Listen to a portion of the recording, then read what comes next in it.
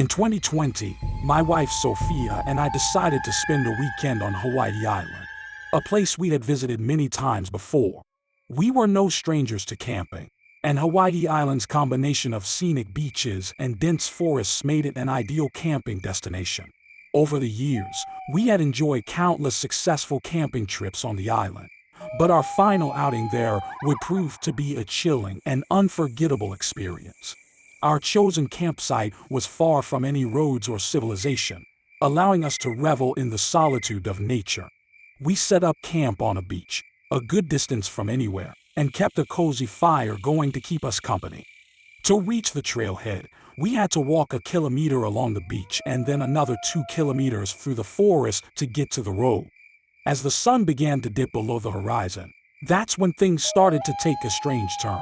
We were in the midst of preparing some fresh fish and enjoying a romantic evening by the fire when we suddenly heard what sounded like the crying of a baby coming from behind us in the bushes that separated the beach from the forest. It wasn't entirely dark yet, so we tried to rationalize it, thinking it might be someone else in the area with a child. Perhaps the sound was carrying strangely in the evening air. However, both of us agreed that it was indeed the sound of a baby crying, even though it sent shivers down our spines. As darkness descended, we continued to hear the mysterious voices, and our unease grew. The voices now sounded like that of a mother trying to soothe her crying baby.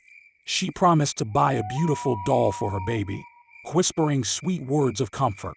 It was an eerie and unsettling experience, as if a mother and child were just beyond the tree line, engaged in this strange, late-night conversation.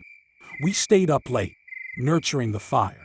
Only when the voices finally ceased did we decide to extinguish the fire and retire to our tents. Before doing so, we used a flashlight to scan the cove several times, hoping to spot any boats that might have explained the mysterious voices. However, there was nothing to be seen. Around 3 a.m., approximately 15 minutes after we had settled into our tents, Sophia and I were jolted awake by the eerie sound of a baby's laughter, echoing as if the child was running in circles around our tents. It sent shivers down our spines. The laughter was unsettling, as it seemed to come from the same direction where we had heard the crying earlier. We lay there in the darkness, our hearts racing, trying to make sense of what we were hearing. A baby's laughter in the middle of the night on a remote beach was far from normal.